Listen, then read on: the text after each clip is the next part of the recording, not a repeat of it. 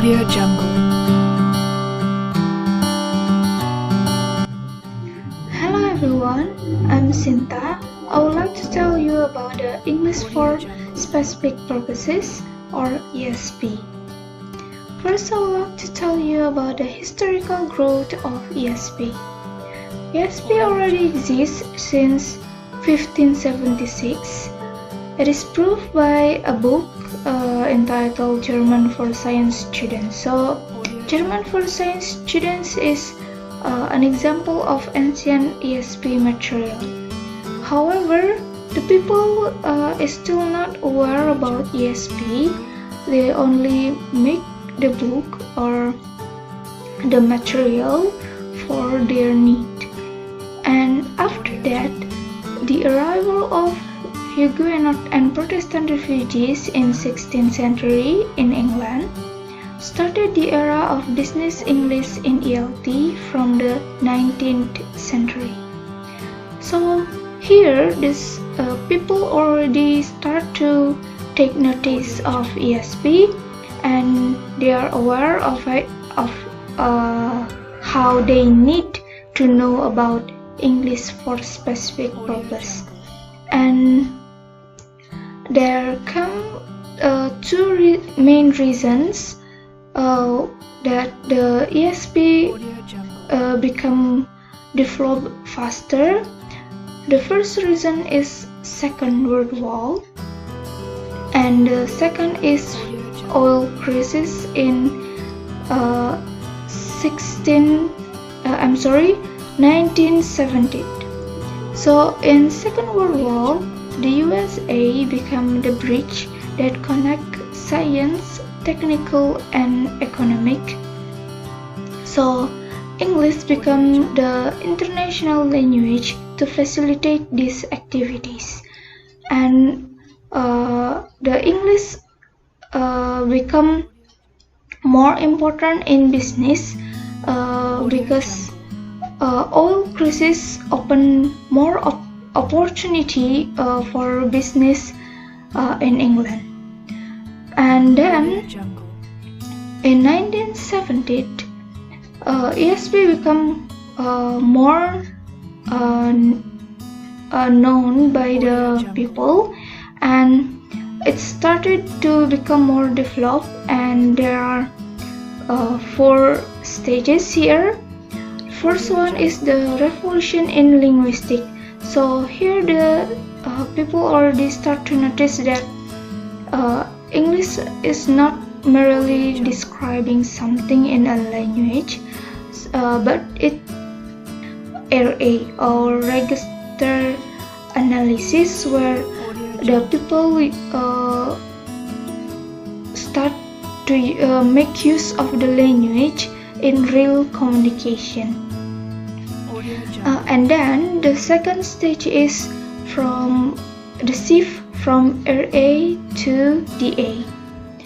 So the shift from register analysis to discourse analysis is because the people aware of how the real communications need to have meaning in their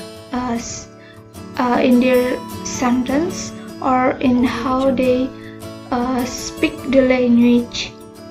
And then the target situation. In target situation, the people aware that using the language has become more different. So for specific purpose, the language is used for different situations and different interlocutors. The next is mental process. So here ESP become more developed, and the people start to notice that language focus on developing skills, and learning second language depends on the strategies used by the learners. So it's not merely by learning the language as itself. Next is the definition of English for specific purposes. So according to Anthony 1997, ESP refers to a teaching of English for any purpose that could be specified. For example, teaching of English use in academic studies or teaching English use in vocational or professional purposes. There are also a definition according to Robinson 1980, which refer ESP as a teaching of English in which the learners have specific needs or purpose. For example, for accounting, business management, tourism, economics, and computer science. So ESP refers to a teaching of English in specific field. For example, academic, business, economics, science, etc. in order to fulfill specific needs or specific purpose. Next is the characteristic of ESP. According to Dudley Evans 1997, the characteristics of ESP are divided into two.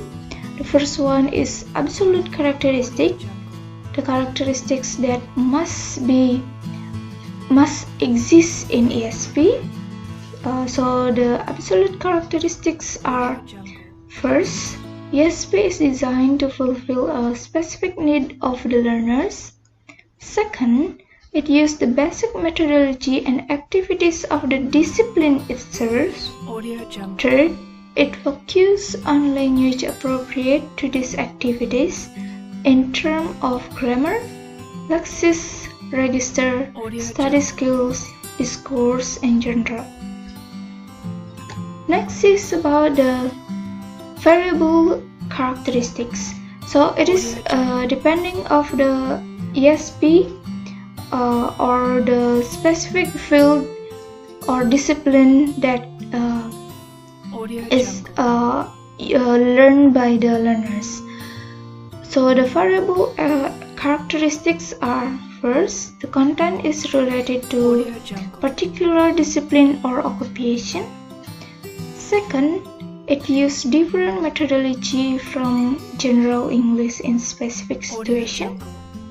Third, commonly the design for ESP is for intermediate and advanced learners. Fourth, it is likely designed for adult learners, which involve professional work situation.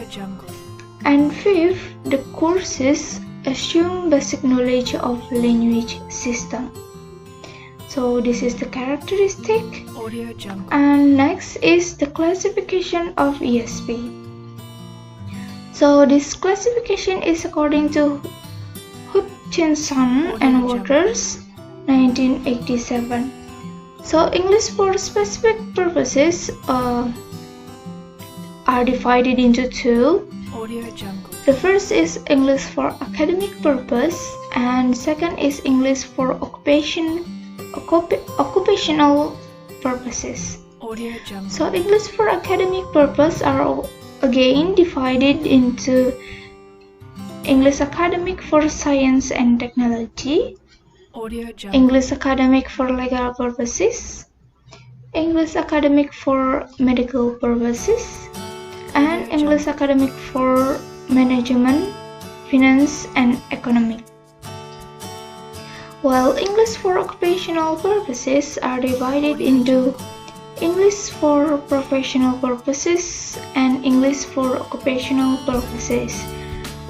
Again, English for professional purposes are divided into each professional purposes. For example, English for medical purposes, English for business purposes.